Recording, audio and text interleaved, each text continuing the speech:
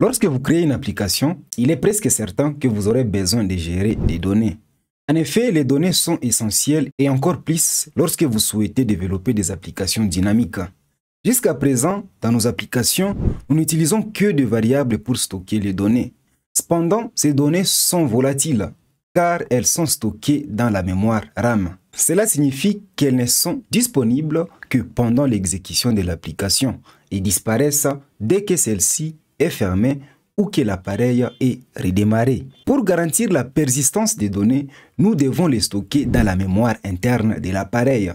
Une mémoire qui conserve les informations même lorsque celui-ci est éteint. Les données dans cette mémoire peuvent être stockées de deux manières principales. Soit dans des fichiers ordinaires, il peut s'agir des fichiers texte, JSON, CSV ou tout autre type de fichier capable de contenir les données. Cette solution est simple et pratique pour gérer les données basiques. Android propose d'ailleurs des API comme Shared Preference ou Jetpack Data Store pour gérer ces fichiers. Cependant, ces approches montrent leurs limites lorsqu'il s'agit de gérer des données de grandes quantités ou encore des données complexes et fortement structurées. La deuxième solution consiste à utiliser un système de gestion des bases de données, qui est une solution vraiment optimale lorsque vous travaillez avec des données complexes et bien organisées. Heureusement, la plateforme Android intègre nativement un moteur de base de données relationnelles, à l'occurrence la base de données SQLite.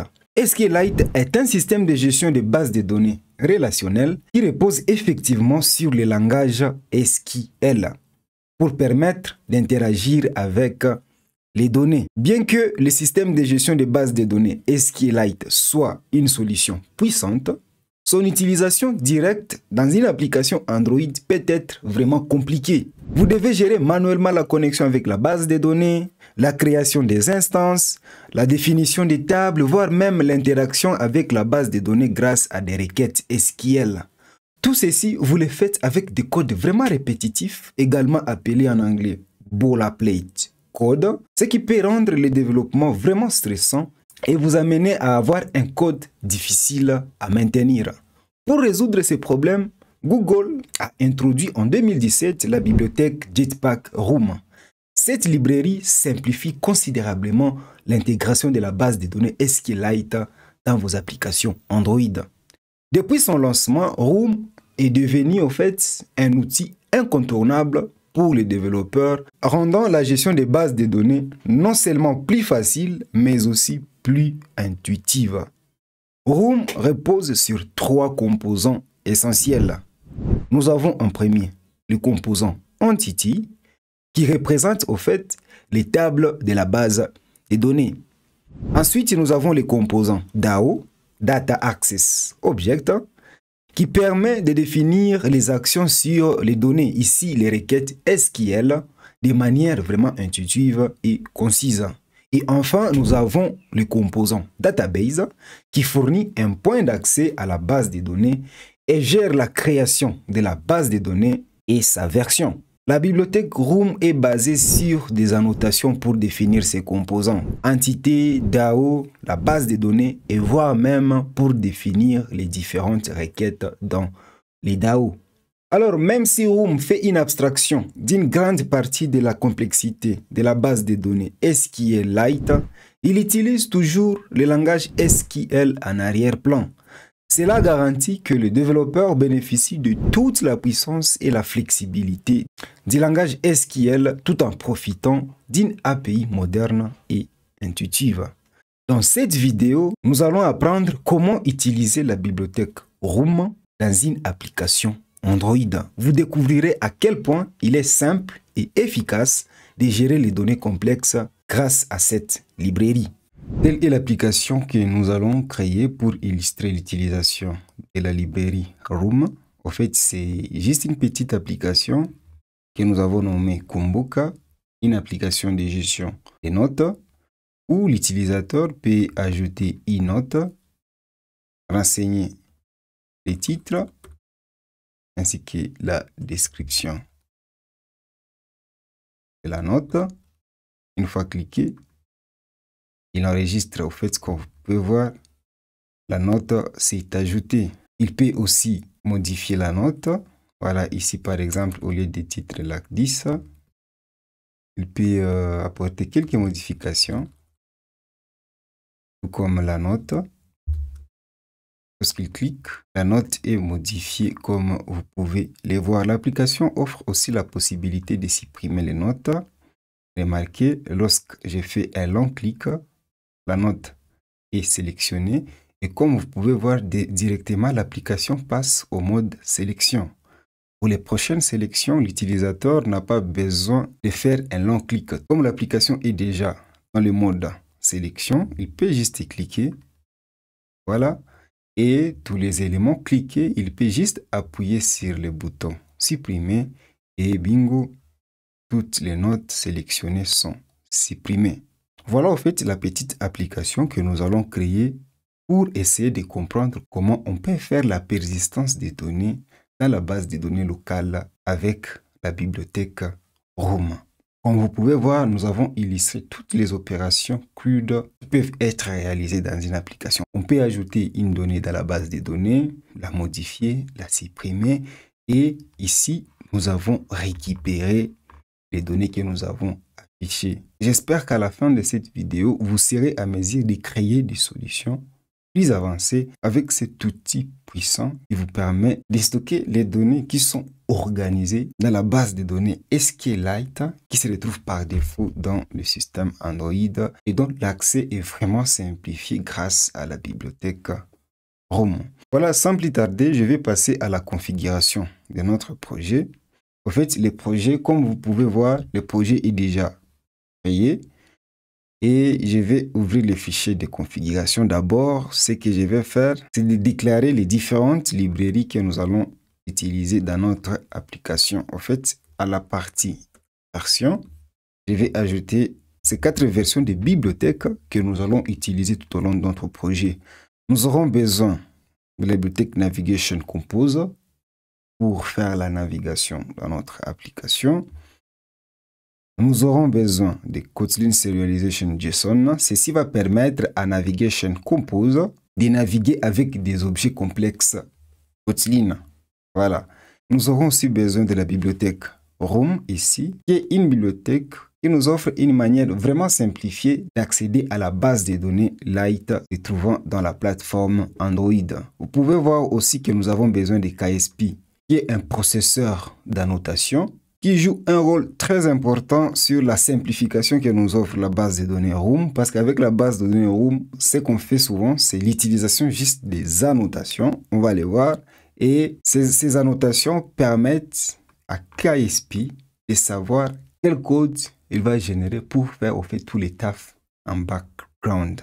KSP génère des codes, lesquels codes nous n'avons pas vraiment besoin de savoir qu'est-ce qui se passe. Tout ce qu'on a à faire, c'est de profiter au fait le maximum de flexibilité que la librairie Room nous offre. En tout cas, juste retenez que voilà, ce sont les librairies que nous devons configurer dans notre projet pour être à mesure de réaliser notre petite application. Déjà, comme nous avons ajouté les versions, nous allons maintenant ajouter les librairies à la rubrique Libraries, juste ici. Voilà, les différentes librairies. Et pour que Kotlin Serialization fonctionne et que voilà, KSP fasse tous ces processing, nous devons ajouter à la rubrique Plugins, 2 plugins. En fait, l'un pour Kotlin Serialization et l'autre pour KSP. Voilà. Nous venons de déclarer les différentes dépendances de notre projet. Place maintenant à les appeler dans les différents fichiers de configuration selon le besoin. Dans le fichier de configuration au niveau du projet, ici, Project Kumbuka, voilà, je vais appeler au fait ces 2 plugins que je viens d'ajouter tantôt, le plugin Serialization et le plugin KSP. Et dans les fichiers de configuration build.gradle.kts au niveau du module app, je vais appeler une fois encore le module que j'ai défini dans le fichier de configuration au niveau du projet. Mais là, je n'aurai pas besoin d'appliquer ceci. Et au niveau du bloc dependencies, je vais appeler les différentes librairies que nous avons définies dans la version catalogue. Voilà, pour éliminer tous ces erreurs, je vais synchroniser les projets en cliquant sur 5 Now. C'est bon, la synchronisation a eu lieu et comme vous pouvez voir, il n'y a plus d'erreurs dans notre fichier de configuration, que ce soit dans le fichier de configuration au niveau du projet. Je vais fermer tous les autres fichiers, close other tabs. Voilà, et n'est resté qu'avec main activity. Maintenant, nous pouvons commencer notre aventure.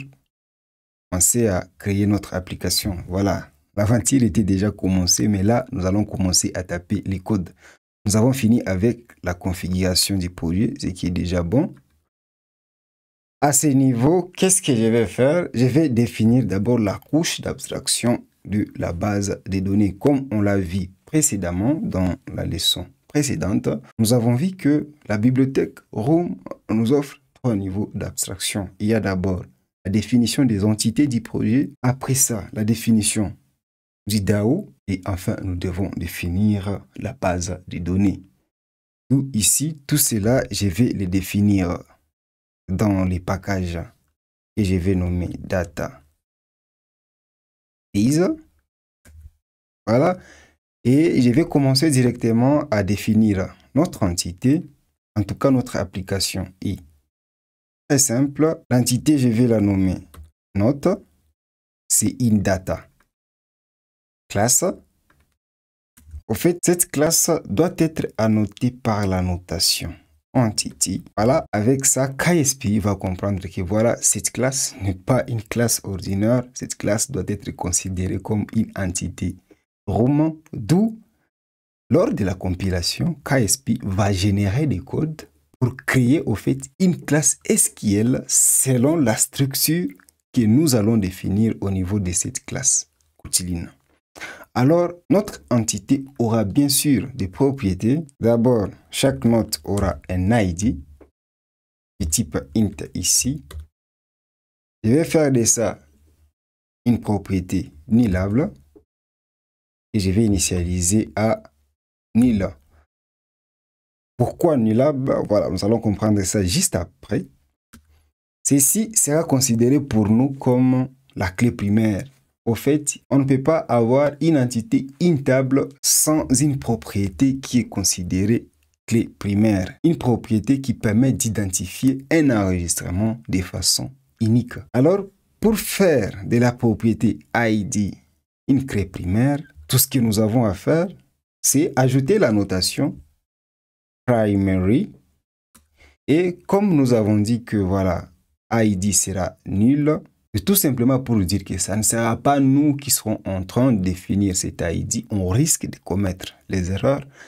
C'est pourquoi nous voulons laisser cette responsabilité à Room Database de chaque fois, ça sera à partir d'ici, de chaque fois générer automatiquement la valeur à notre propriété ID, notre clé primaire.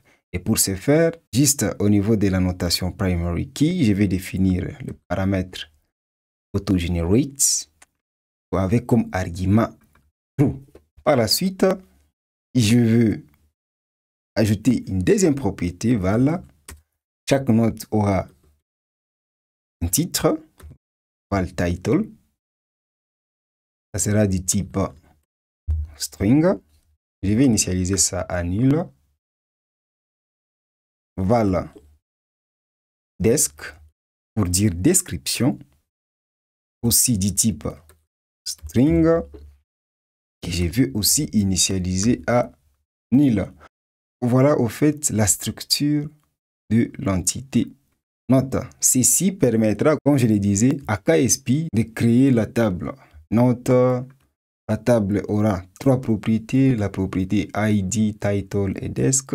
Et parmi ces propriétés, il y aura une propriété dont la propriété ID qui sera pour nous considérée comme la clé primaire. Non seulement que ça sera notre clé primaire au niveau de la table notes, mais aussi sa valeur sera auto-générée. Voilà comment c'est très facile de travailler avec Room. On n'a pas besoin à se casser la tête à maîtriser les instructions. SQL, tout ce que nous avons à faire, déjà nous avons la connaissance du langage de programmation Kotlin.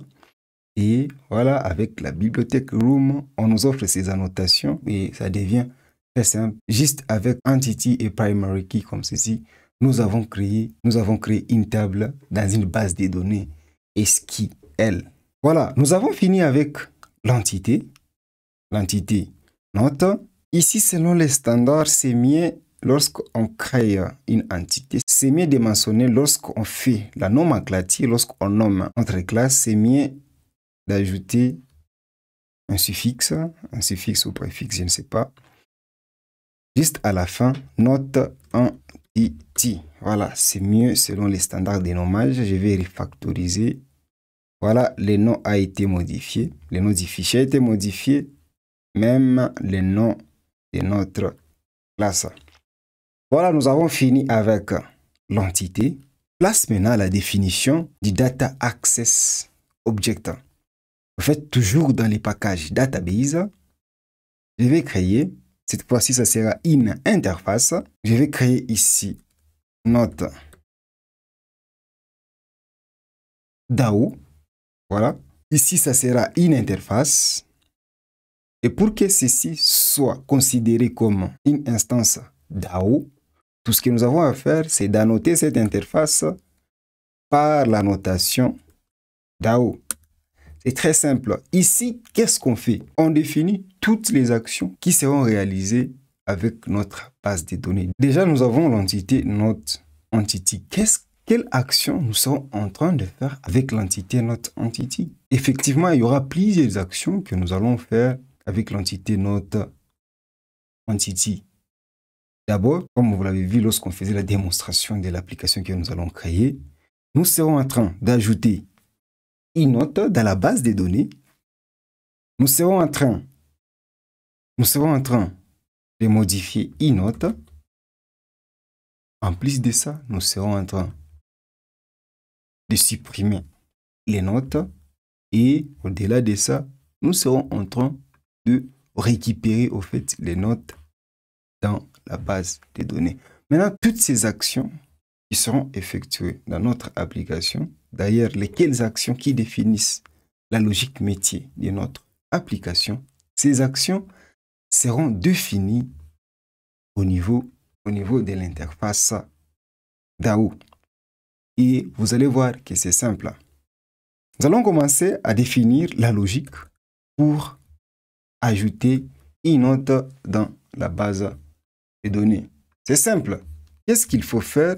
Je vais définir une fonction. La fonction sera suspend. Voilà, c'est une opération qui va prendre du temps.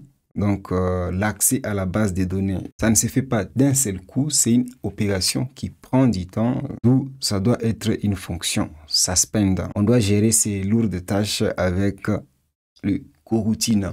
Suspend et le nom de la fonction, ça sera update note. Et en paramètre, cette fonction sera en train de prendre une instance de notre entity. Voilà. Ceci ne suffit pas d'enregistrer une donnée dans une base de données SQL. Normalement, si vous avez déjà fait du SQL, pour enregistrer une donnée dans SQL, il faut des instructions SQL comme quoi insert, into, non, tout ça, machin. Maintenant, Room, à ce niveau, nous épargne de toute cette complexité-là. Qu'est-ce que ça nous offre? Ça nous offre ici juste une annotation. Et là, la notation que nous allons utiliser, c'est la notation app. Appcert. En fait, pourquoi appcert? Parce que nous voulons, avec cette fonction, d'ajouter la note qui sera passée en paramètre. Si cette note n'existe pas encore, mais si la note existe déjà, comme nous avons utilisé appcert, la note sera directement modifiée. Et Room vérifie cela à partir de la clé primaire. Si Room constate que la note passée en paramètre a la même clé primaire qui est la note qui est déjà dans la base de données, ça procède à la modification. Mais si la clé primaire ne se retrouve pas dans la base de données, voilà, avec Upsert, Room enregistre plutôt la valeur. Mais si nous voulons juste ajouter et non pas se fier à tous ces autres aspects, il y a une annotation insert, voilà, qui est là. Et si nous voulons juste modifier, par exemple, il y a l'annotation update, on peut aussi l'utiliser. Mais comme nous voulons faire tout cela juste avec une seule fonction, nous utilisons la notation app certain. Et c'est tout. Juste avec cette fonction, nous avons une instruction qui va nous permettre d'ajouter une donnée dans une base de données SQL, SQLite. Non seulement ça, cette fonction va nous permettre, encore une fois, de modifier une donnée dans une base de données SQL. C'est tout simplement génial. Alors, nous aurons aussi besoin d'une fonction suspend. Laquelle fonction va nous permettre de supprimer les notes. Comme vous pouvez voir, pour supprimer les notes, il faut les sélectionner. Lorsque je sélectionne comme ceci, voilà, on peut avoir une seule note qui est sélectionnée, tout comme on peut avoir plusieurs notes. Et lorsque ces notes sont déjà sélectionnées comme ceci, et quand je clique sur les boutons supprimer, voilà, les notes sont parties. Alors, cette action, je vais définir la fonction qui va nous permettre de réaliser cela au niveau de notre base de données. La fonction en soi, je vais la nommer delete notes. Notes au pluriel, voilà. On pourra supprimer plusieurs notes à la fois. Comme paramètre, ça va prendre une liste de notes. Comme ceci. Liste de notes 1. C'est encore juste une fonction ordinaire. Jusque-là, c'est une fonction qui ne peut pas accéder à notre base de données SQLite. Pour faire à ce que cette fonction accède à notre base de données, juste avec cette fonction ici, nous avons la possibilité de supprimer la liste de toutes les notes que nous pouvons passer paramètres ici pourvu que les notes soient dans la base des données. Nous avons déjà des fonctions. La première, ça va nous permettre d'ajouter et de modifier. La deuxième, ça va nous permettre de supprimer. Tout ce qui nous manque comme opération ici, c'est l'opération pour récupérer les notes dans la base des données. Et là, nous allons les faire ici. Pour récupérer les notes, la fonction doit être annotée par la notation query. Et ici, en paramètre, nous devons renseigner la requête qui sera utilisée, voilà, pour retourner au fait les notes. Et là, nous allons renseigner les queries. Ici, c'est select all from note, voilà, c'est from note entity. C'est tout comme requête. On ne va pas faire ça très compliqué. Et cette annotation concerne la fonction fan. Cette fonction n'a pas besoin d'être suspend. On va voir pourquoi d'ici là. Fan get notes. Ça ne prend aucun paramètre. La fonction va nous retourner ici un flow. Un flow de Kotlin. En fait, c'est ça la raison qui a fait à ce que notre fonction ne soit pas une fonction suspend. Ici, nous voulons que notre application observe par elle-même tous les changements qui seront en train d'être opérés sur la table ou l'entité note. Lorsqu'il y a un nouvel enregistrement dans l'entité, dans la table note, que l'application détecte ce changement et ça nous affiche directement la donnée qui a été ajoutée. Lorsqu'on supprime, voilà, on n'a pas besoin de faire des manœuvres. L'application observe, il y a un changement dans l'application et voilà, deux éléments ont été retirés et ça les retire directement. Et pour mettre tout cela en œuvre, nous devons utiliser les flows de coroutine. C'est un flow de quoi? Ça sera en train ici d'observer la liste la liste de notre entity comme suit. C'est tout comme action pour notre application, lesquelles actions définissent au fait la logique métier de notre application. Nous avons déjà l'entité, nous venons d'avoir les DAO, il nous manque maintenant la base de données. Il nous manque ici la couche qui définit au fait notre base de données. À ce niveau, je vais créer une classe, ça sera notre database. C'est une classe ordinaire, mais la classe ici doit être abstracte. Voilà. Et pour que ça soit considéré comme une base de données en Room, elle doit être annotée par la notation database. Cette annotation prend en paramètre en fait les entités, la version et tous ces autres machins. Mais ici, ce qui est requis, c'est d'abord les paramètres entities. Comme argument, on passe un tableau des entités de notre application. Il peut arriver que nous ayons plusieurs entités au sein de notre application. Mais là, nous avons juste une seule entité. Qu'est-ce qu'on va faire? On va déclarer un tableau pour répondre aux normes du paramètre entity. Et notre tableau est constitué juste d'un seul élément. C'est l'élément notre entity. Voilà, nous allons les signer comme ceci. Super. Et nous allons aussi enseigner les paramètres version. Voilà, la version de notre base de données. Et ici, nous allons définir ça à 1. Voilà, à l'intérieur de la classe Note Database, je vais définir ici une fonction abstraite aussi, abstracte. Qui va exposer au fait les DAO. Effectivement, je vais nommer ça DAO. C'est une fonction qui retourne au fait une instance de notre DAO.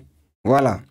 Alors, avec une classe abstract, c'est une classe qui ne peut pas être instanciée. D'où, ici, je vais créer au fait un companion object dans lequel je vais définir une fonction qui va me permettre en fait d'exposer l'instance de la base des données. Je vais déclarer ici private var instance sera du type notre database nullable. Donc j'initialise ça à nil. L'instance à soi sera annoté ici par volatile.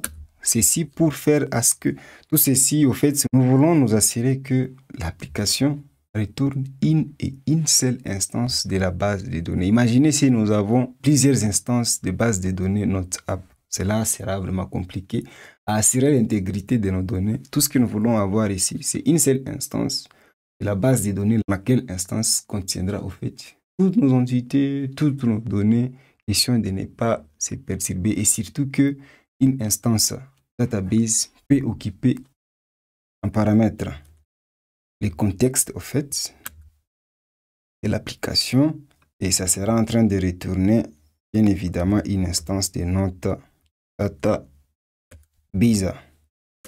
Return, la fonction sera en train de retourner ici l'instance que nous avons déclarée. Si c'est nul, dans ce cas, je vais appeler ici la fonction synchronized et passer ici 10 qui fait référence au fait à la database. En fait, ici, lorsque l'instance n'est pas nulle, on retourne l'instance. Et dans les cas où c'est nul, on retourne une nouvelle instance de la base de données. Et pour retourner une nouvelle instance de la base de données à l'objet room, on appelle la fonction database build contexte. Au deuxième paramètre, la classe de la base de données, il s'agit de la classe notes database classe Java. Voilà. Et juste ici, on précise les noms de la base des données. Disons que c'est note.db. Voilà, comme on ne sera pas en train de supporter la migration, ce n'est pas l'objet de ces cours, je vais appeler ici callback descriptive migration. En fait, chaque fois quand on change la structure de notre base de données, s'il y a juste une entité qui a changé sa structure avec l'appel de cette fonction, en fait, les données de l'ancienne structure, toutes les données disparaissent. Et voilà pour vous permettre de profiter de votre nouvelle structure. Et juste ici, je vais appeler la fonction build pour retourner au fait l'instance. Voilà, au fait, il y a cette erreur tout simplement parce que à la signature de notre classe ici, la classe Note Database, ici, comme vous pouvez voir, le build, database build, retourne normalement une instance de Room Database. Pourtant, Note Database ici, c'est juste une classe voilà, qui n'est pas de type Room Database. Pour rendre cela possible, la classe Note Database doit hériter au fait de la classe Room Database, comme ceci. Et voilà, vous pouvez voir que l'erreur a disparu. Et juste ici, à l'instance, je serai en train d'appliquer par la fonction also pour initialiser ici l'instance que nous avons déclarée ici. Instance sera en train, où on sera en train d'affecter l'instance retournée par build it à ce niveau. Voilà, c'est bon. C'est bon avec la définition de la classe Note Database. Nous avons fini à implémenter au fait la couche database où nous avons implémenté l'entité, nous avons implémenté les DAO et nous venons d'implémenter la base des données. Et toutes les actions, comme vous pouvez voir, sont définies au niveau de Note Database. Ces actions que nous avons dit qui constituent au fait la logique métier de notre application. Voilà. Qu'est-ce qu'on va faire par la suite? Déjà, nous avons fini la partie database. Ce qui nous reste à faire, c'est de créer maintenant l'interface utilisateur de notre application qui va utiliser au fait toutes les méthodes que nous avons définies dans la partie Note DAO.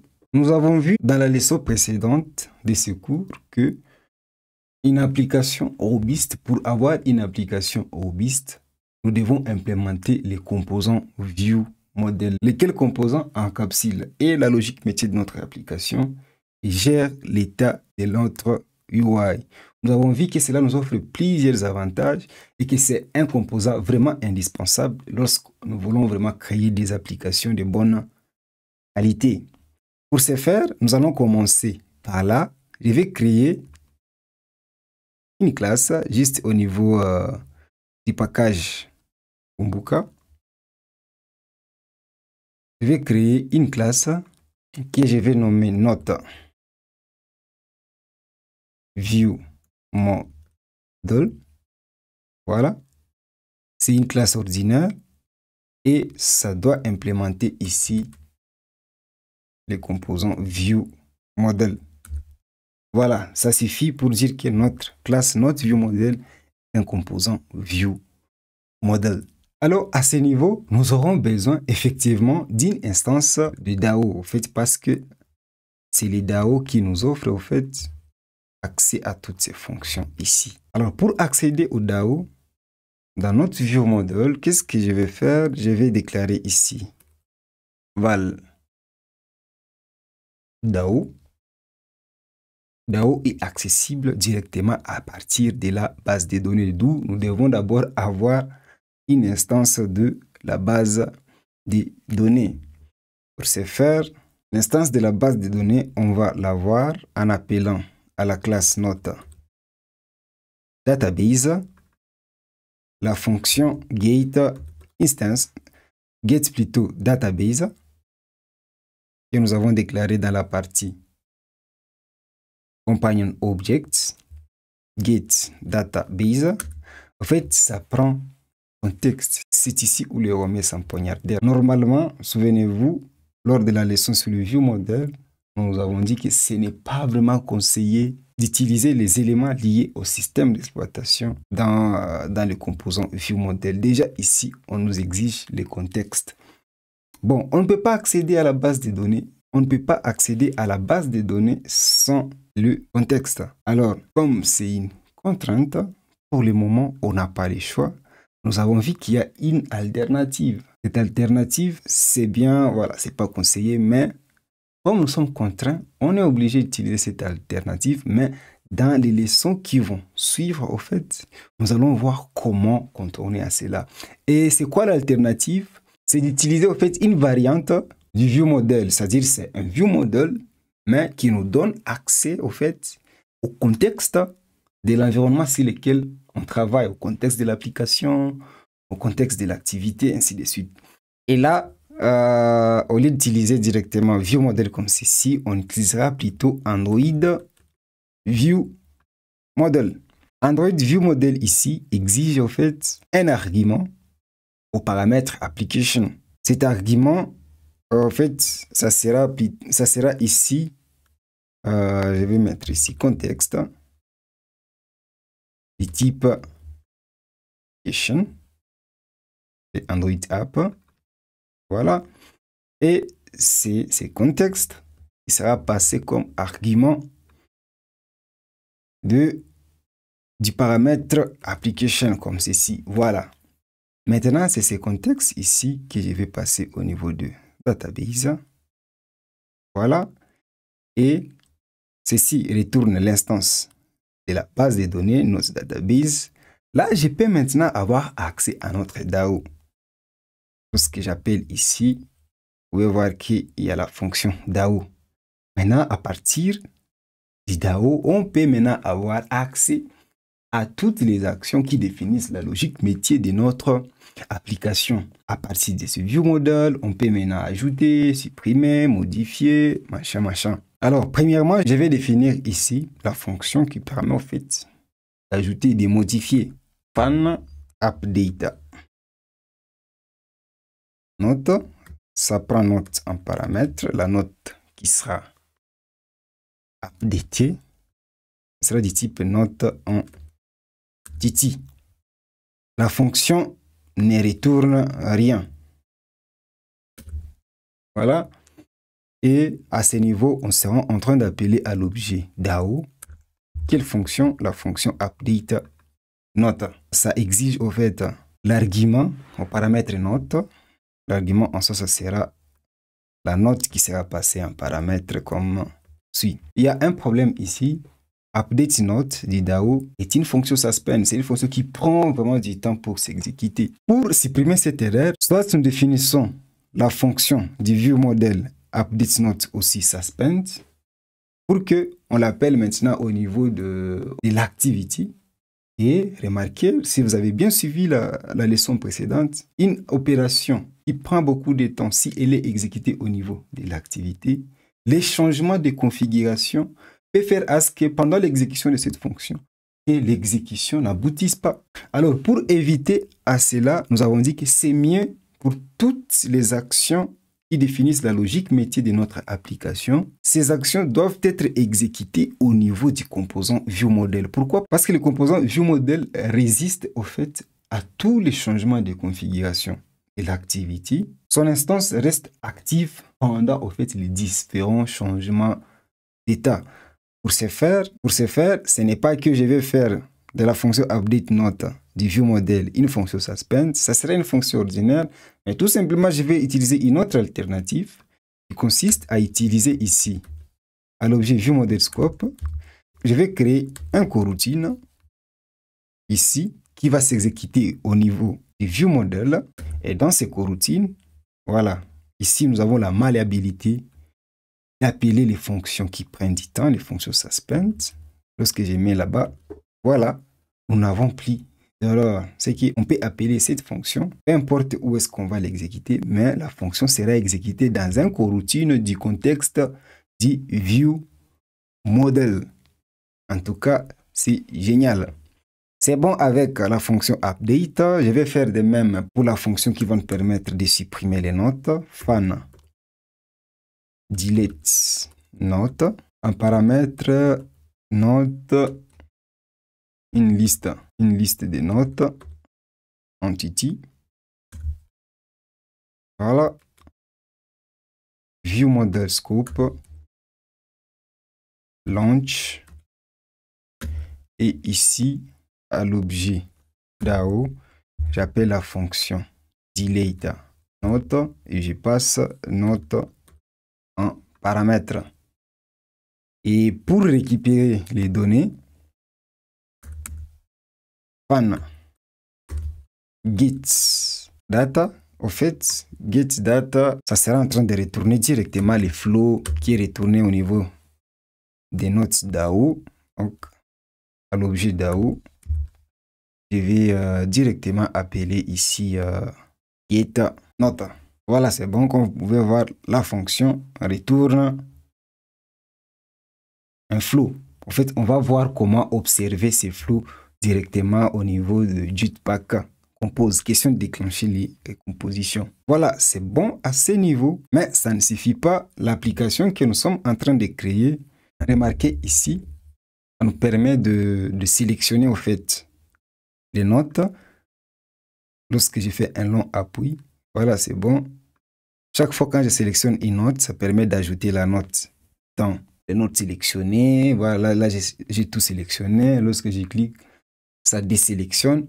Tout ça, ça fait partie de la logique métier de notre application. C'est vrai, les différentes fonctions ici font objet d'interaction directe avec la base de données, mais la logique métier, ça ne se limite pas juste sur l'interaction avec la base de données, c'est aussi les différentes fonctionnalités que notre application nous offre, et parmi lesquelles la fonctionnalité de sélection des notes. Pour réaliser cela, j'aurai besoin ici, voilà, j'aurai besoin d'une variable d'état que je vais nommer selected note, et je vais initialiser ici par mutable state list of. Pourquoi list of? Tout simplement parce que, en fait, je serai en train d'ajouter et de retirer les éléments dans l'objet selected note. Et pendant que je serai en train d'ajouter et de retirer, je veux qu'il se passe une récomposition qui est Jetpack Compose soit à mesure d'observer, au fait, ces différents changements. Avec mutable state tout court, les opérations d'ajouter dans une liste et de retirer dans une liste, ce n'est pas pris en compte par Jetpack Compose pour lancer la récomposition. Pour que Jetpack Compose fasse la récomposition pour une liste, mutable state, il faut réaffecter tout l'objet liste. Ici, nous ne voulons pas agir de cette façon. Nous ne voulons pas chaque fois réassigner ou réaffecter toute la variable selected note juste parce que l'utilisateur a ajouté un élément dans cette liste. Mais ce que nous voulons faire, c'est ajouter un élément dans une liste et les retirer sans pour autant réassigner au fait toute la valeur selected list. Ça sera un mutable state list of de note en Titi. Alors ici, je vais créer la fonction onChange. OnChange selection qui sera en train de prendre paramètre note de type note en Titi. Voilà. Et à l'intérieur, on sera en train de faire un check. If si selected notes, si dans cette liste, on retrouve contains l'instance note passée en paramètre, c'est que voilà, la note est déjà sélectionnée. Dans ce cas, qu'est-ce qu'on fait? On retire la note. Et on la retire où? Dans selected note, remove. On remove quoi? On remove la note. On la retire juste de la liste. Cela permet de lancer la récomposition. Et lorsque la récomposition est lancée, ça nous permet de mettre à jour au fait les UI. Donc, dans ces cas, c'est déjà sélectionné. c'est que ça se trouve dans la liste. Si je désélectionne, voilà, ça remove et il y a recomposition et voilà, les UI changent. C'est très important de comprendre cela. Alors, ici, c'est lorsque l'élément se trouve dans Selected Notes. Mais dans les cas contraires, si l'élément ne se retrouve pas dans Selected Notes, tout ce qu'on fait, c'est qu'on l'ajoute dans la sélection. Selected Notes, Add, et là, on ajoute Note. C'est bon. Il y a un autre scénario au niveau de notre application. On peut avoir sélectionné tout ceci et disons qu'on ne veut pas au fait sélectionner quoi que ce soit. La première option, c'est de cliquer encore une fois sur chaque élément ou encore l'utilisateur peut dire bon non, je clique juste sur le bouton retour. Lorsqu'il clique sur le bouton retour, voilà, toutes les notes qui sont sélectionnées ne sont plus sélectionnées. Pour réaliser cette action, nous devons à ce niveau créer une autre fonction. La fonction sera en train de supprimer en fait tous les éléments de la liste. Je vais nommer ma fonction clear selected list. Voilà, pas besoin de paramètres ici. Et ce que sera en train de faire, c'est de retirer dans la liste selected note par la fonction clear qui permet au fait de retirer tous les éléments qui sont dans la liste immutable state list of selected note. Voilà, c'est bon avec notre view model. Nous avons défini les différents états de notre UI. Nous avons d'abord ici selected note. Nous avons la liste de nos notes ici qui sont exposées comme les flots de coroutine. Les flots de coroutine, par défaut, ne peuvent pas être observés pour lancer la recomposition ou pas. Mais nous allons voir comment transformer les flots de coroutine en state de compose pour permettre de savoir chaque fois quand l'application détecte que voilà, il y a un élément qui a été ajouté dans la base de données, que ça détecte cela et que ça lance la recomposition pour nous afficher la nouvelle liste. Voilà un peu ce que nous allons faire. Il y a les différentes fonctions. Ce sont des fonctions qui définissent au fait la logique métier de notre application. Nous avons fini à définir cela. Place maintenant à définir la partie UI. Nous allons définir la partie UI, c'est juste les éléments. L'état du UI a déjà été défini, les actions sont déjà définies.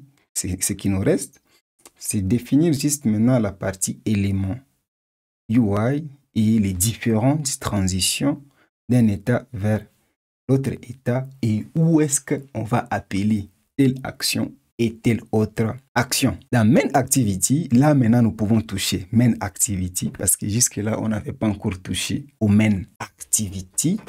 En fait, comme vous pouvez voir ici, notre application est constituée de deux screens. Il y a d'abord les screens pour afficher la liste et les screens qui permet d'ajouter les détails au fait de la note. Et c'est les mêmes screens que nous avons utilisés pour ajouter une nouvelle note. Pour naviguer, comme on l'a vu dans la partie de... Lorsqu'on configure notre projet, nous allons utiliser la librairie Navigation Compose. Et pour utiliser Navigation Compose, nous devons d'emblée déclarer les routes, les itinéraires. Et c'est ce que nous allons faire. Je vais le faire juste dans ce fichier. Voilà, le premier itinéraire ici, c'est l'itinéraire qui va nous amener directement au screen qui affiche la liste. En tout cas, là, ça sera juste un objet. C'est mieux ici de définir les itinéraires comme des objets. Ça nous donne en fait l'avantage de ne pas commettre d'erreurs parce que si les itinéraires sont des chaînes de caractères, voilà, il y a possibilité qu'on commette des erreurs. Mais quand c'est un objet quotidien, voilà, nous pourrons même être assistés par l'IDE, question de ne pas commettre d'erreurs. Ça sera un objet et l'objet, ça sera liste notes. Voilà. Et pour que ça soit considéré comme une route, normalement, ça doit être annoté par la notation serialisable. Voilà. Là, on vient de définir les routes pour nous amener vers les screens liste note. Le deuxième itinéraire, comme nous avons deux screens, ça sera une data class. Pourquoi une data class? Laisse-moi vous démontrer. Ça sera une data class. Pourquoi? Parce que, regardez, lorsque je clique sur une note, ça prend les valeurs de notes et on part avec des éléments dans les screens détail de la note. On sera en train de voyager, disons ça. On sera en train de voyager avec les données vers les screens détail note.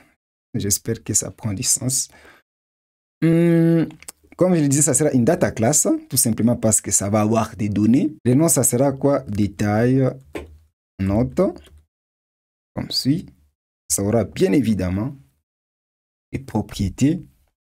Et là, la première propriété, ça sera val ID, du type int, nullable que je vais initialiser par nul.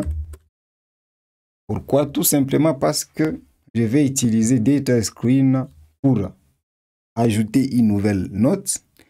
Pas seulement ajouter, mais aussi je vais utiliser le même screen pour modifier. Et ça sera sur base de l'ID où je déterminerai si c'est pour modifier ou si c'est pour ajouter.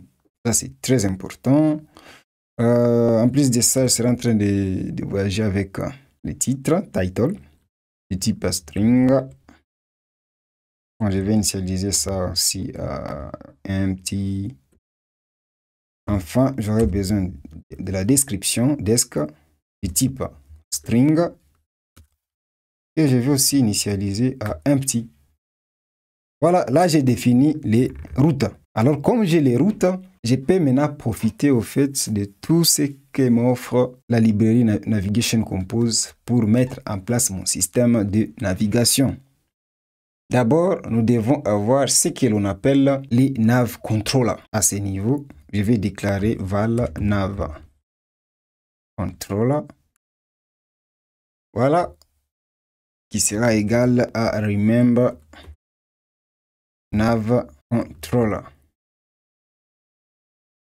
What the problem here? Je n'ai pas accès à cette fonction. Est-ce que je n'ai pas ajouté la librairie? Laisse-moi voir. Dans build.cadre.kts, il y a Kotlin Serialization. Oui, effectivement, nous n'avons pas ajouté cette librairie. Désolé, c'est vrai, dans la version catalogue, vous pouvez voir que Navigation Compose n'a pas été appelé. Ça, c'est une erreur de ma part, c'est juste une oubli. Mais ça ne casse pas les carreaux à ce niveau. Je vais venir ici et appeler les trucs. Là, c'est bon. Dans la version catalogue, vous pouvez voir que c'est déjà maintenant utilisé. Ce n'est plus voilà, en gris comme ça c'était. Et là, je suis obligé de synchroniser encore une fois les projets. C'est bon. Je vais revenir dans Main Activity. Et vous pouvez voir que je peux maintenant importer la fonction nav, remember nav controller. C'est cool. Une fois j'ai nav controller, à ce niveau, je vais appeler la fonction composable nav host. Voilà. Au paramètre nav controller, je vais définir mon nav controller ici. Et au paramètre start destination, je vais définir les routes ici qui doit être la porte d'entrée de notre application. Et la porte d'entrée de notre application, nous voulons que lorsqu'on lance notre application, on se retrouve directement ici au niveau du screen qui affiche la liste. Les routes ou l'itinéraire qui nous amène vers là, c'est l'itinéraire liste note. Ici, liste note. Voilà. Et à l'intérieur, ici, je vais définir maintenant les différentes destinations. Par exemple, lorsque il s'agit des routes de l'itinéraire liste note ou qu'est-ce que nous voulons afficher à l'écran? Quel UI, quelle interface utilisateur nous voulons afficher à l'écran? Ici maintenant, par la fonction composable comme ceci. Voilà. Je définis les routes. Lorsqu'il s'agit des routes liste note, comme ceci, je n'ai pas besoin de ça. Lorsqu'il s'agit des routes liste note, Je vais dire à navhost. Je dicte à navhost. Voilà, affiche-moi en fait l'interface utilisateur qui sera définie dans la fonction noteListScreen. Voilà, c'est une fonction qui n'existait pas encore, mais on va créer ça après. Et lorsqu'on sera en train d'emboîter l'autre itinéraire détail note, ici, je serai juste en train de dire, ici, nous exigeons à ce que le navhost nous affiche plutôt l'interface utilisateur qui sera définie dans la fonction noteDTScreen. Voilà. Voilà les deux interfaces utilisateurs que nous allons maintenant créer. Je vais commencer à définir l'interface utilisateur pour notre liste screen. Je vais copier ceci. Je vais créer un fichier à part pour une bonne structure de code. Le nom, ça sera notre liste screen. C'est juste un fichier. Et la fonction pan notre liste screen, elle doit être annotée par la notation composable. Voilà. À l'intérieur, qu'est-ce que je vais faire? Je vais appeler la fonction scaffold. La fonction scaffold retourne comme argument padding values. Et ces padding, je vais l'appliquer à l'élément box. C'est une fonction de mise en page. Modifier à modifier padding. Ou je mets padding value. Voilà. Mais en plus de ça, je serai en train de définir la marge de l'application à 16 dp. Je vais importer ceci. C'est bon. Voilà, c'est bon. Comme vous pouvez voir, notre application a une barre de navigation supérieure. Je vais ajouter cela au niveau du paramètre top app bar de scaffold, de la fonction scaffold. Je vais ajouter un top app bar. Voilà, au paramètre title. En tout cas, je vais rien définir. Comme vous pouvez voir, il y a rien. Non, il y en a. Je vais mettre ici texte. Et disons que l'application, c'est Kumbuka. Ouais. Kumbuka en Swahili. Kumbuka, c'est un terme en Swahili qui veut dire juste se souvenir. Et voilà, le rôle d'une application de notes, c'est de prendre les notes pour ne pas oublier plus tard. Voilà. Je vais ajouter cette annotation. Experimental Material API. Bon. Au niveau du top app bar, remarquez ici, lorsque je sélectionne, par exemple, lorsque j'ajoute un élément dans la sélection, voilà, il y a un bouton qui s'affiche là-bas. Je retire. Voilà. Le bouton aussi, il n'y a pas intérêt de supprimer quelque chose qui n'existait pas. Alors, cela dit que, quelque part, nous aurons la liste des éléments sélectionnés et on sera en train de checker s'il y a quelque chose dans la liste, on affiche les boutons. S'il n'y en a pas, on cache les boutons, c'est simple.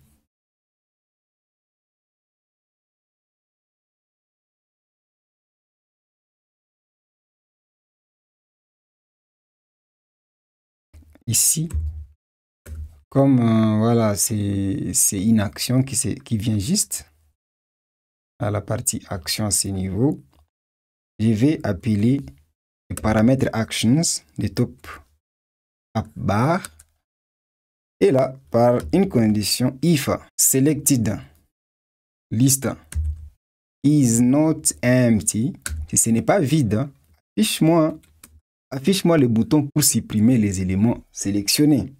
Alors dans ce cas, je vais ajouter ici un icon button. Voilà. On clique. Ici, l'action à faire, ça sera l'action de supprimer une note. Ça sera dans une fonction onDelete note. Voilà. Cette fonction, ça sera aussi un paramètre onDelete note. Là, nous sommes juste en train de définir les UI avec Jetpack Compose. une fonction qui prend en paramètre, en fait, une fonction sans paramètre et qui ne retourne rien.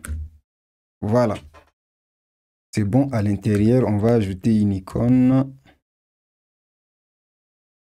Image du vecteur à icons default delete. Voilà. Content description. Supprimer, par exemple. OK. C'est bon avec les top up, les top bar. Nous aurons aussi besoin du bouton flottant ici pour permettre au fait de déclencher l'ouverture des data screen pour ajouter une nouvelle note. Donc à ce niveau, toujours du scaffold, je vais ajouter les paramètres floating action button. Et à l'intérieur, je vais ajouter la fonction floating action button comme ceci. On clique. À ce niveau, je serai en train d'appeler la fonction on click add note. Voilà, c'est une fonction qui n'existe pas. Je vais aussi définir cette fonction comme un paramètre. Je définis tout ceci comme paramètre parce que je ne vais pas définir la logique métier au niveau de ces screens. Tout ce que je vais faire à l'appel de cette fonction, c'est maintenant que je vais définir au fait toutes ces actions ou tous ces paramètres. Donc ici, je vais ajouter on click add note, une fonction non plus qui n'a pas de paramètres et qui ne retourne rien. Voilà, c'est bon avec le floating action button. Alors, au niveau du box, comme contenu, ça sera juste la liste des notes. Alors, ici, je vais ajouter un lazy vertical staggered grid. Lazy vertical staggered grid, parce que vous pouvez voir que les tailles, au fait, ne sont pas les mêmes. Il y a décalage, donc voilà. Si ce n'était pas staggered, les tailles, au fait, seront exactement les mêmes. Alors, lazy vertical staggered grade, comme paramètre, je vais définir ici le nombre de colonnes de la grille colonne. Ici, par staggered grid seul. Ça sera adaptif. En tout cas, je vais ici que ça s'adapte selon l'écran sur lequel s'exécute l'application. Néanmoins, la taille minimum doit être de 150 dpi. Et ici, modifier il max size. Vertical spacing, je vais mettre ça à 8 dpi. Et horizontal arrangement space by aussi à 8 dpi. Voilà. Maintenant, à l'intérieur, ici, je vais appeler la fonction items. Ici, je serai en train d'afficher maintenant toutes les notes qui se retrouvent dans la base de données. Notes. Ouais. Ça n'existe pas encore. Ceci sera aussi passé comme paramètre. Note ici. Liste. Note. Entity. Voilà. Ça, ce sont les notes à afficher, mais selected list, ce sont les notes qui sont juste sélectionnées dans le but d'être supprimées. Alors, ici, dans le bloc items, d'abord, cette fonction sera en train de retourner chaque note. Je vais récupérer ça comme note. Et pour chaque note, le UI ici, ça sera défini dans outline card. Outline card. À l'intérieur, je vais ajouter la fonction de mise en page colonne. Modifier padding marge de 16 dpi. Et à la première ligne, et le premier élément ici, texte, Ça sera le titre fait de la note. Nous avons déjà la note ici. Note title. Je vais directement prendre les styles définis dans Material, thème, typographie, headline, small. Voilà. Et comme description, aussi par texte. Au paramètre texte ici, ça sera le texte, la description en fait de la note. Voilà, c'est bon. Il y a quelques comportements que nous devons définir au niveau de outlined card. Au niveau de la carte, outlined card, remarquez lorsque je fais un long clic, voilà, il y a une bordure un peu différente qui s'applique à l'élément sélectionné. Et lorsqu'il y a déjà un élément qui est déjà sélectionné, c'est que l'application passe au mode sélection. Les autres éléments suivants, on n'a pas besoin de faire un long clic. Tout ce qu'on a à faire, c'est de faire juste un clic comme ça, voilà, et c'est sélectionné. Mais remarquez, je vais tout désélectionner. Lorsque je clique sur un élément, sans faire un long clic, voilà, me dirige directement vers les screens détails. Donc, il faut prendre en fait tous ces aspects en compte. Il n'y a aucun élément qui est sélectionné. Lorsque je clique, je vais à la page au screen détail. Mais lorsque j'ai fait un long clic, je ne vais nulle part. Tout ce qu'on m'affiche, c'est le bouton supprimer et l'application passe au mode sélection. Je peux sélectionner. C'est ce qu'on va faire ici au niveau des outlined cards. Je vais d'abord définir le modifier. Voilà, disons que d'abord, chaque carte sera en train de remplir son espace lui réservé par la grille Fill-Max Size. Et pour définir les longs clics, les clics, je vais appeler ici les modificateurs Combined Clickable. Voilà. Ici, je vais définir les paramètres on long click. On long click. Voilà.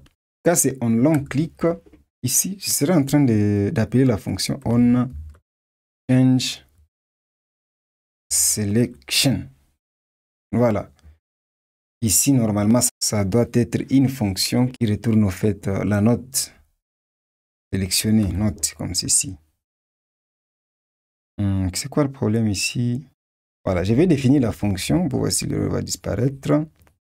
Ça sera aussi une fonction qui sera définie comme paramètre. La fonction retourne une instance de note entity, mais ça ne retourne rien. Voilà. Là, nous avons défini on long click, mais on peut ajouter un autre événement, on click maintenant. On click. L'erreur ne disparaît toujours pas. Voilà. On doit ajouter cette annotation. Ici, il y a deux scénarios, comme on l'a vu. Je vais encore réafficher. J'annule au fait toute la sélection. Lorsque je clique, lorsqu'il n'y a aucun élément qui est sélectionné, on m'oriente vers l'autre page. Je navigue vers le screen DT screen. Mais lorsqu'il y a déjà un élément qui est sélectionné, lorsque je clique de nouveau, ce n'est pas pour naviguer vers les nouveaux screens, mais c'est juste pour sélectionner ou désélectionner. Voilà, c'est bon. Donc ici, on clique. C'est en train de faire un test. If selected list is not empty, voilà, et ce n'est pas vide, c'est qu'il y a déjà un élément qui est sélectionné. Et si un élément est sélectionné, c'est que l'application est en mode sélection. D'où l'action n'est pas de naviguer, mais l'action est de sélectionner. Alors ici, j'appelle la fonction, cette fonction ici, on change selection qui prend à paramètre en fait la note. Voilà.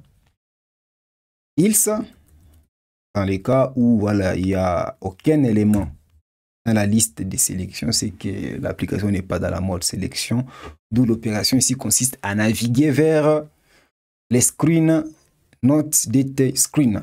Donc, je vais créer une fonction ici qui n'existait pas encore. On navigate to Note Details Screen. Voilà. Disons que lorsqu'on navigue vers Detail Screen, on doit naviguer avec, comme je le disais tantôt, on doit naviguer avec la note. Je mets ici note.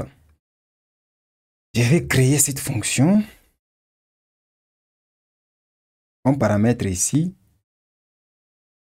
ça prend aussi note, entity, et ça ne retourne rien. Voilà.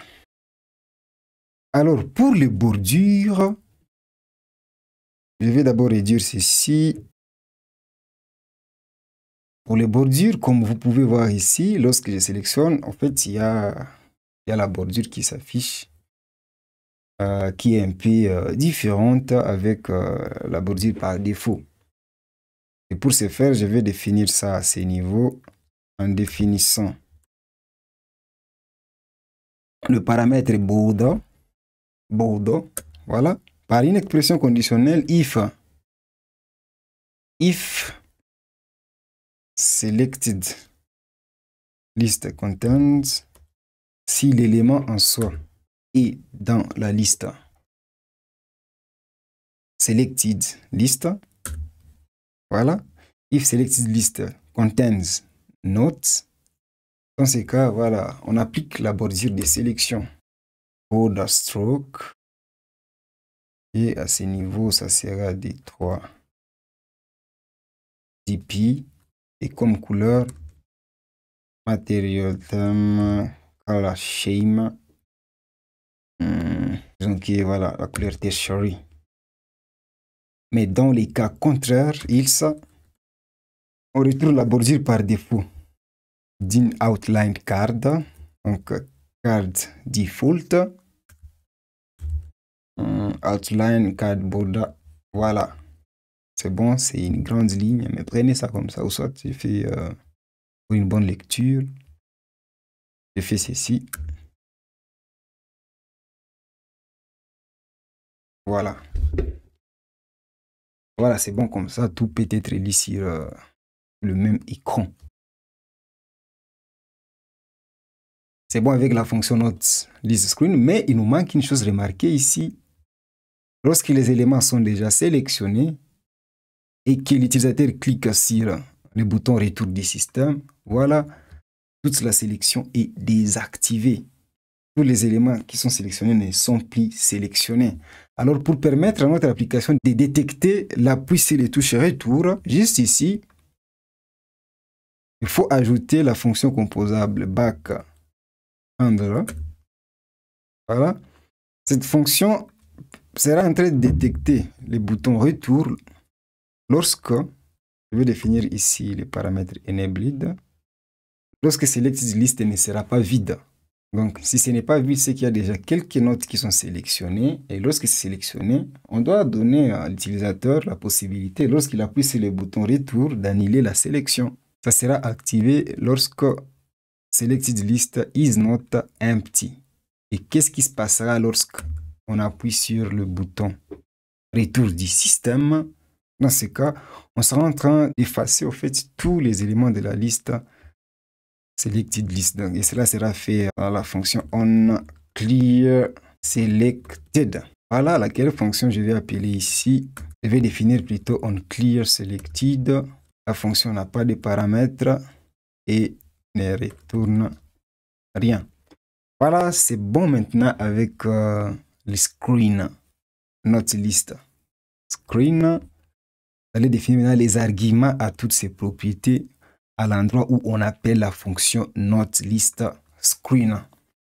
Et c'est dans Main Activity, à ce niveau, comme vous pouvez voir, ça exige au fait les arguments aux paramètres qui sont définis ici. D'où je vais commencer par le paramètre note. Voilà, les notes, Où est-ce que je vais les trouver? Au fait, comme on l'a dit, les variables d'état, les actions sur la logique métier de notre application doivent être définies au niveau du ViewModel. Nous avons déjà le ViewModel où on définit tout ceci. Tout ce que nous avons à faire, c'est d'avoir une instance du ViewModel au niveau de l'activity. Et à ce niveau, voilà, le ViewModel, je vais initialiser ceci par délégation, par le mot-clé by. Et à ce niveau, je vais appeler la fonction ViewModel. ViewModel. Voilà cette fonction. Le ViewModel ici est du type NotViewModel. Voilà.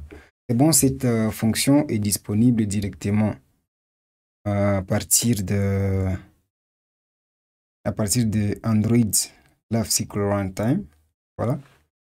Ça nous permet en fait d'avoir une instance du ViewModel au niveau de l'activity. Pour insérer les paramètres notes ici, ce sera à partir des données qui proviendront directement de la base des données. Or, dans Notes.dao ici, la fonction qui nous permet de retourner les notes, c'est la fonction getNote. Ça retourne un flow. Or, nous avons dit que notre application doit être à mesure de détecter quelconque changement au niveau de la base des données. Et lorsqu'il y a un changement, ça fait la recomposition. Jetpack Compose fait la recomposition pour afficher les changements au niveau du screen. Et je vais ajouter une variable que je vais nommer notes. Voilà, ça sera égal à ViewModel getData. GetData, c'est un flow. C'est un flow comme vous pouvez voir. Et comme c'est un flow, malgré les différents changements qui peuvent surgir dans la base des données, Jetpack Compose ne peut pas être recomposé pour afficher ces différents niveaux du screen. Tout simplement parce que Jetpack Compose, pour déclencher la recomposition, la variable d'état doit être de type state ou mutable state. Heureusement, il existe une API, une fonction, qui permet au fait de convertir un flow, la valeur d'un flow, en state de Compose. Et la fonction en soi, c'est collect as state with life cycle. Voilà. Ça exige en fait une valeur par défaut. Donc, je vais mettre ici un petit liste. Voilà. Avec ça, pour chaque modification dans la base de données sur les notes, Jetpack Compose pourra maintenant observer notes app. Pourquoi? Parce que ce n'est plus un flow, mais c'est maintenant un state. Et quand c'est un state, ça permet à Jetpack Compose chaque fois de lancer la recomposition lorsqu'il y a une modification. Alors, ici, au niveau du note, je vais maintenant, ce niveau, initialiser note par, comme c'est un state, j'appelle value. Voilà, c'est bon avec notes. Le deuxième paramètre ici, c'est selected list. En fait, ça sera issu directement. Selected list, comme vous pouvez voir dans notre main activity, c'est déjà un mutable state list of. Donc, c'est déjà observable par Compose. D'où je vais d'abord retirer tous ces manchons. D'où à ce niveau, directement, ViewModel, j'appelle selected note. Les paramètres suivants, c'est onDelete note. onDelete note. Ici, qu'est-ce que c'est en train de faire? J'appelle à l'objet ViewModel la fonction delete note et je passe la liste des notes sélectionnées. La liste des notes sélectionnées ici, c'est quoi? En fait, comme tout se passe à l'intérieur du ViewModel, je dois apporter une modification de cette fonction comme ceci. Je n'ai pas besoin de passer des paramètres ici. Néanmoins, lorsque je clique sur le bouton Delete Note, je serai en train d'effacer directement tout ce qui se passe dans Selected Note. Donc, ici, je fais ceci. Voilà. Alors, à ce niveau, c'est déjà bon. Donc, delete note n'a pas besoin d'argument parce que c'est une fonction qui n'a pas de paramètres. La fonction suivante, c'est la fonction on click add note. Voilà, on click add note. Ok, c'est bon. Ici, qu'est-ce qu'on fait? Tout ce qu'on fait à ce niveau, c'est voilà, c'est naviguer vers les screen detail screen.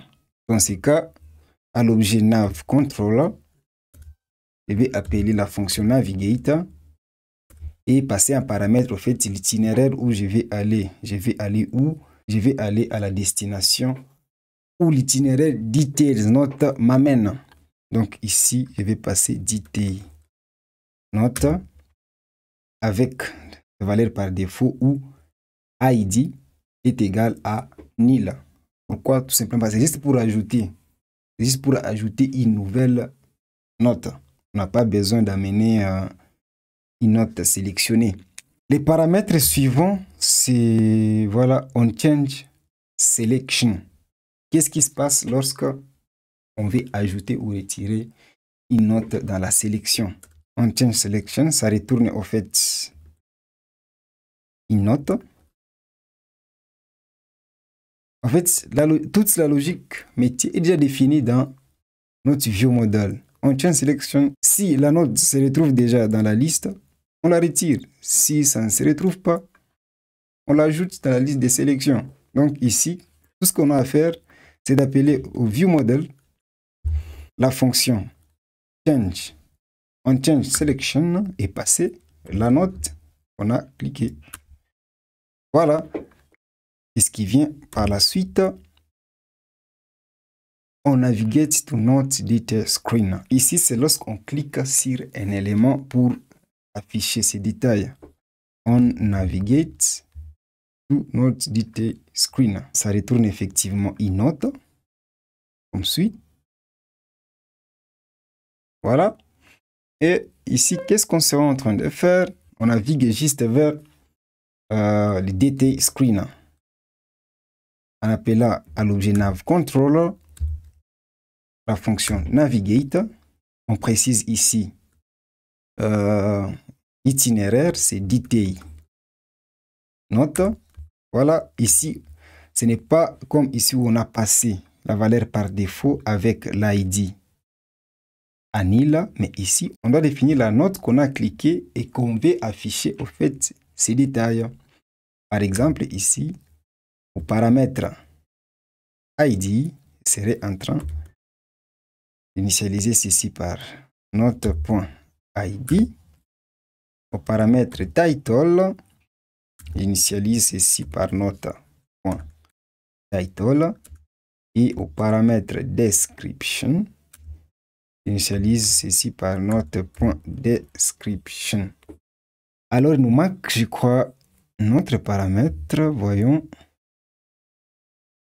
L'autre paramètre ici, c'est onClearSelection. onClearSelection. Voilà. Tout ce qu'on a à faire ici, c'est d'appeler à l'objet viewModel la fonction clearSelectedList. Voilà, au fait, comment c'est très amusant, c'est très organisé la façon de travailler avec le composant viewModel. Nous avons défini dans notre liste screen, nous ne sommes pas focalisés vraiment de la manière dont toutes ces actions sont effectuées. Tout ce qu'on disait, non, ici, je serai en train de faire telle action. Par exemple, ici, je serai en train de supprimer une note. Ici, je serai en train de changer la sélection. Ici, je serai en train de naviguer vers les détails de la note. C'était juste ça. Maintenant, toutes ces actions, on les avait déjà définies dans notre viewModel. C'est là où on définit en fait et la logique métier et l'état d'UI.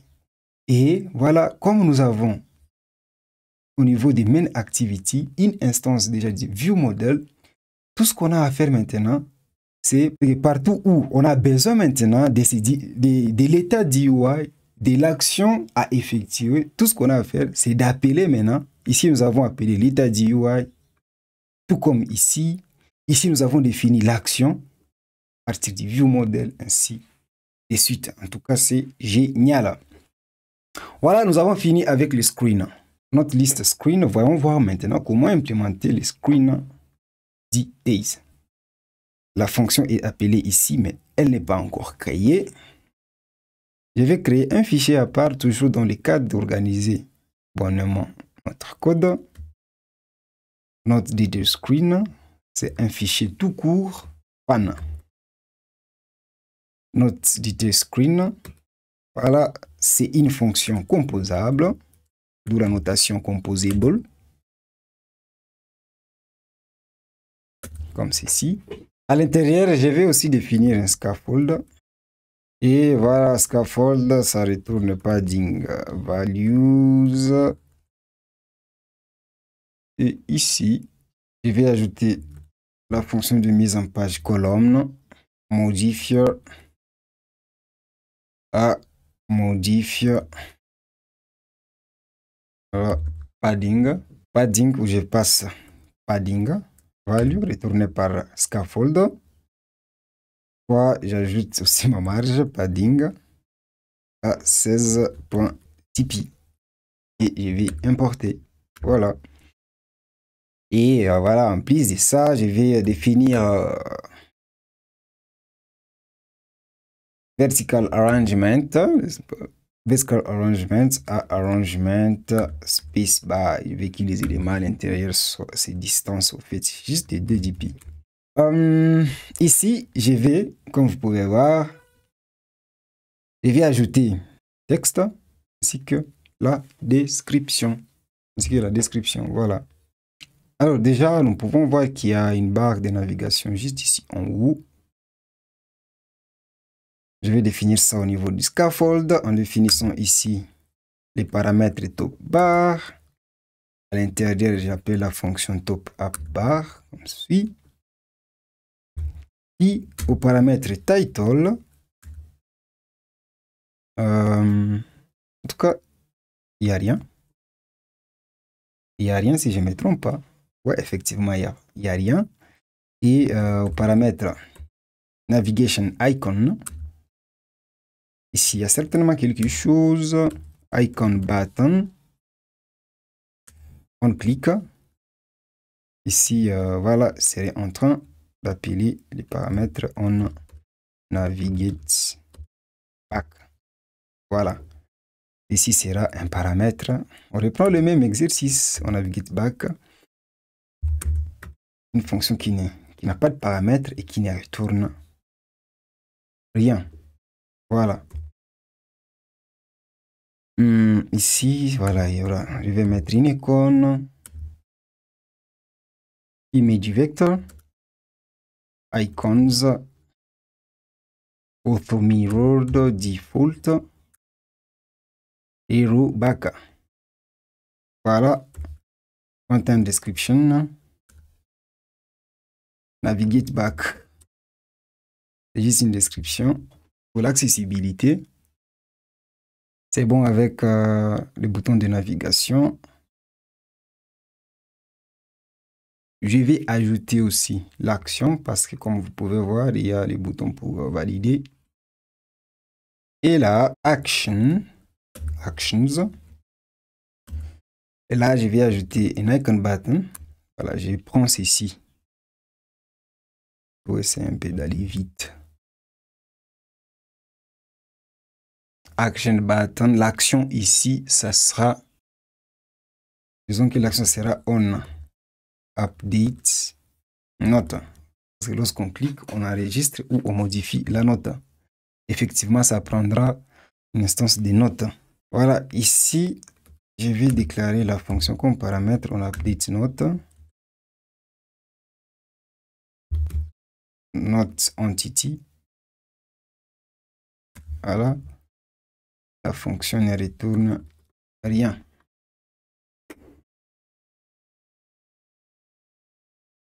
Je vais ajouter cette annotation pour retirer l'erreur.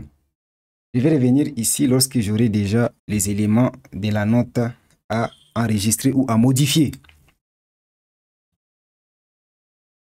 l'icône a affiché ses default. Check. Voilà, le petit OK là-bas. Mise à jour. À l'intérieur du colonne ici, nous avons besoin de définir les textes fields, les textes d'entrée où on pourra ajouter les titres ainsi que la description. Alors, ici, qu'est-ce qu'on va faire? Comme vous pouvez voir, en tout cas, il n'y a pas les bordures de texte, field, tout ça, machin, les indications. Je vais devoir ici créer ma propre texte field selon mes besoins. Mais ne vous en faites pas, je vais utiliser ce qui nous est déjà proposé par Material Tree. C'est pas que je vais faire la magie ici. Je vais créer une fonction composable juste ici en bas. Pan my text field. Voilà, à l'intérieur, je vais ajouter un text field. Le text field donc proposé par Material Tree. Alors, value ici, ça sera le value qui sera défini ici comme paramètre. Value sera du type string. Donc, value. On aura aussi besoin du modifier, juste ici. Modifier, du type modifier que je vais initialiser par modifier pour que ça soit optionnel. On value change. Ici, voilà, ça sera on value. On value change, une fonction qui retourne en fait, qui ne retourne rien mais qui prend un paramètre, une donnée type string. Voilà, on value change. Ça, on en aura besoin. Et comme style, texte style plutôt. Voilà, ici, je vais définir texte style. Du type texte style. Qu'est-ce que je serai en train de mettre ici? Placeholder aussi. Ça sera une fonction composable. Placeholder.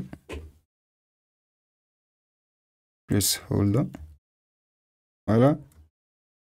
Ça sera une fonction composable. Comme ceci. Unit. Voilà. Et je vais l'initialiser à ce niveau. Placeholder. En fait, ce qui a fait que j'ai créé une fonction distincte, c'est en fait la définition des calls. Je ne voulais pas écrire ce code plus d'une fois. En tout cas, c'est en Python. Colors, texte, field default, colors, forecast container color, ça sera à color.transparent, voilà. En forecast, container color, ça sera color.transparent. Forecast indicator aussi, forecast indicator, color.transparent et en forecast indicator,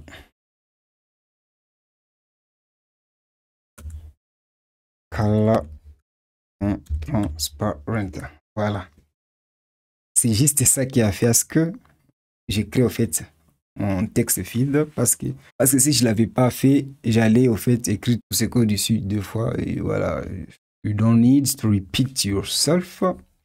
And à ce niveau, au niveau du colonne, je vais ajouter mon premier texte field qui est désormais my text field. Voilà. Voilà, ceci, je vais le définir directement à l'intérieur. Parenthèse.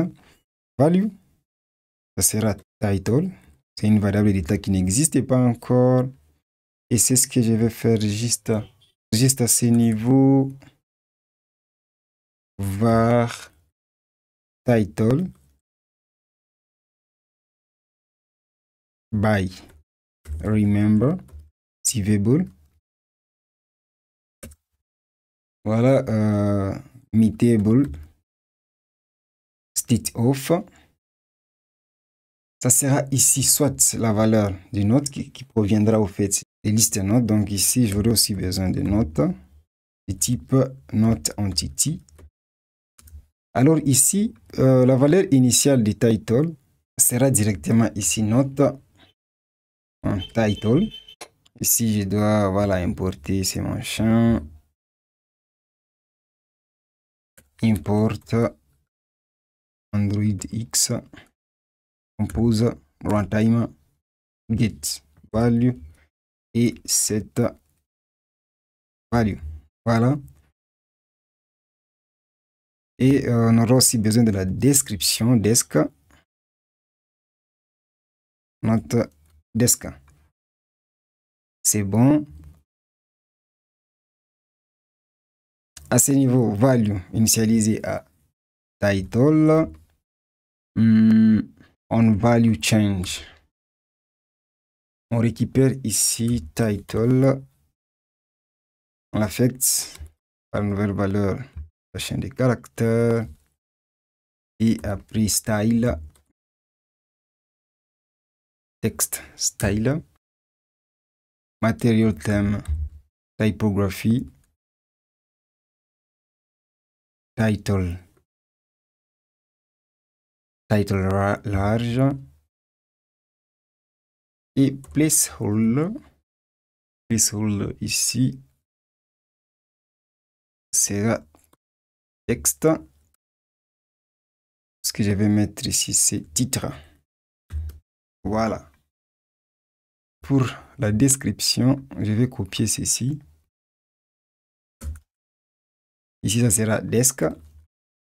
La variable d'état desk. Voilà. Et ça sera ici plutôt body medium. Voilà ici description. Et là, note. Disons que modifier à modifier il max 8 pour que ça remplisse tout l'écran. Je vais faire la même chose pour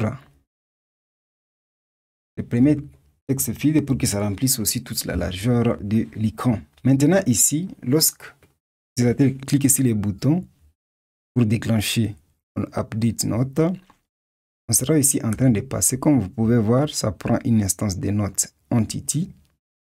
On sera ici en train de passer une instance de note entity.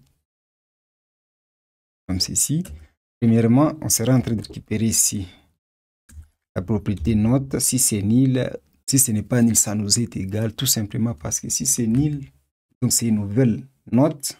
Room génère une valeur pour ça. Et si ce n'est pas nil, c'est qu'il y a bel et bien une note.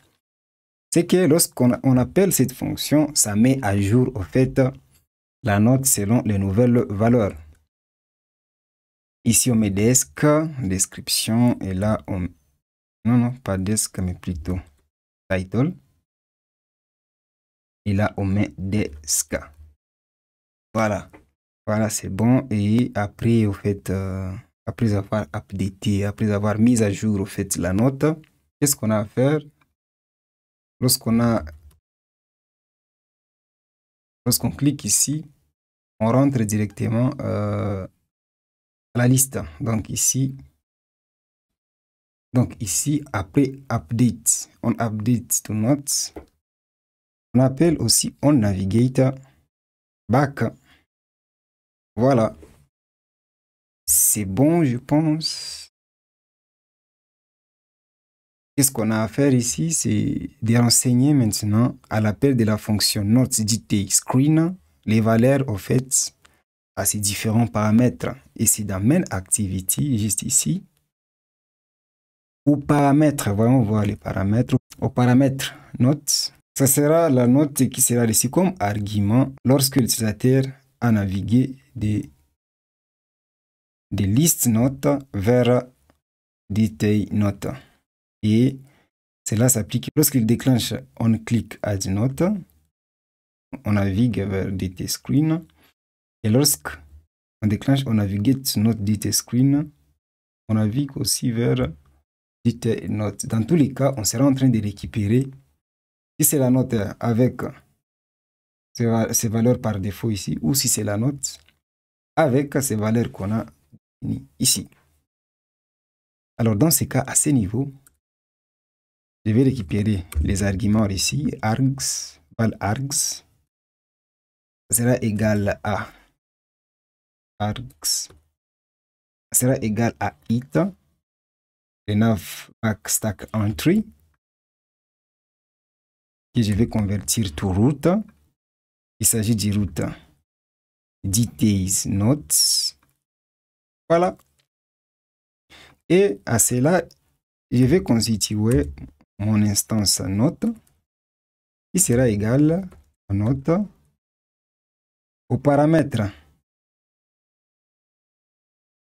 note entity plutôt au paramètre id sera égal ici à args.id.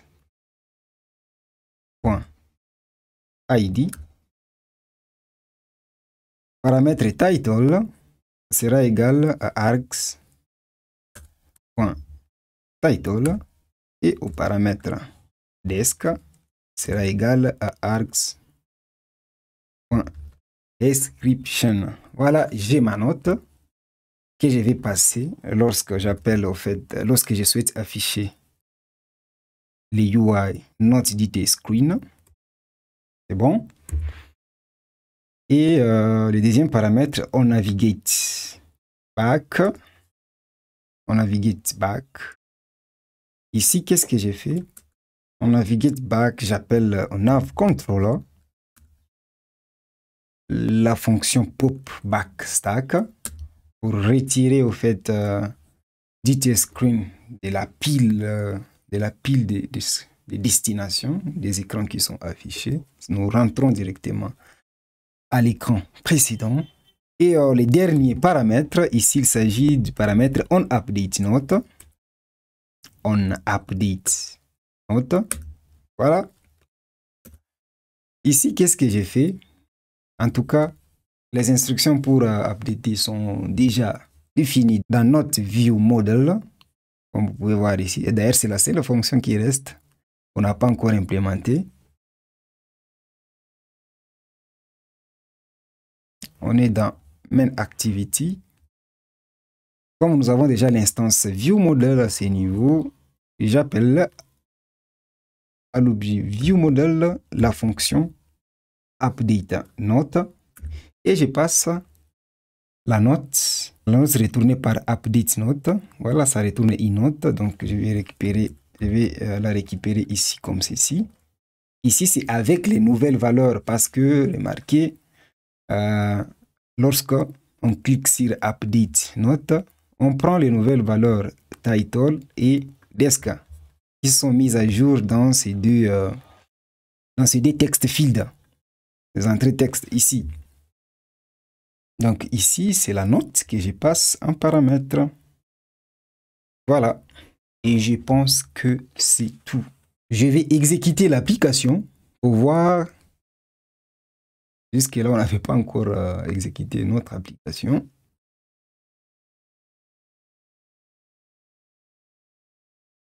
Voilà. Apparemment, il y a une erreur. Effectivement, il y a erreur. Ça, c'est l'ancienne application. Voyons voir, il s'agit de quelle erreur.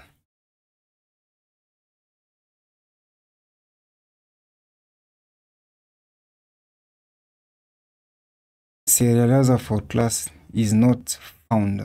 C'était note. Est-ce que nous sommes souvenus? Oh, malheureusement, on ne l'a pas fait. On n'a pas ajouté la notation serializable au niveau des details notes. J'espère que vous n'avez pas oublié comme moi. Serializable. Voilà, c'est très important. Je vais exécuter de nouveau.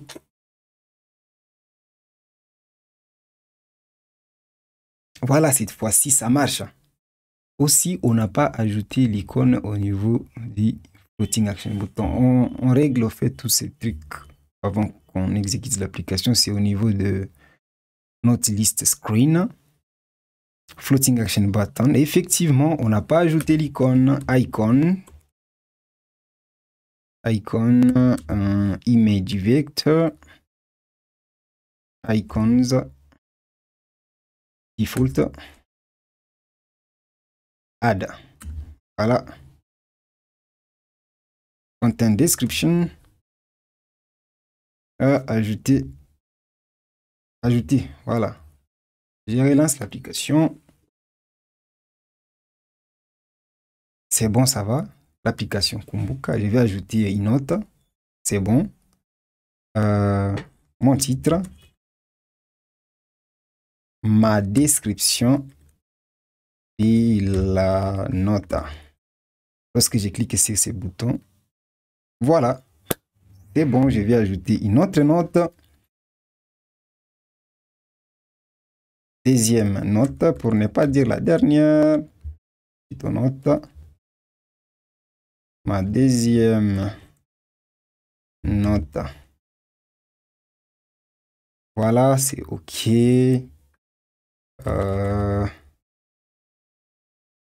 Voilà, c'est bon. Lorsque je clique sur ceci, c'est bon. Est-ce que je peux modifier? Laisse-moi voir. Note. Modifier. Lorsque je clique. Voilà, note modifier. C'est bon. Est-ce que je peux supprimer? Je vais essayer d'appuyer avec un touche long. Voilà, c'est bon. On peut voir. Je sélectionne les deux. Et lorsque je clique sur le bouton supprimer, voilà, ça marche comme vous pouvez le voir. Quelle autre fonctionnalité nous avons fait qu'on n'a pas encore testé? Je pense que c'est tout. Très chers développeurs, vous avez réussi à créer une application Android qui permet de faire la persistance des données en local. Comme vous pouvez voir, si vous affichez ici l'App Inspector, nous avons notre entité ici. Voilà, nous avons les données qui sont... on peut visualiser notre base de données. Il y a la table Note Entity, il y a la base de données Note DB. C'est très génial. Je crois avec ça, vous pouvez créer des solutions juste à la limite de votre imagination. Des solutions, voilà, avec tout l'avantage d'utiliser la base de données Room. C'est une base de données vraiment puissante où vous pouvez organiser même les données les plus complexes. Je vais vous laisser les liens sur la documentation officielle dans la description si vous avez le temps. Il y a vraiment plein de cas d'utilisation. Tout ce que j'ai fait, c'est juste illustrer une application réelle. En tout cas, ça, c'est une application réelle. Certes, il peut y avoir quelque chose qui ne marche pas bien. Et voilà votre raison de suivre cette vidéo. Vous pouvez toujours l'améliorer.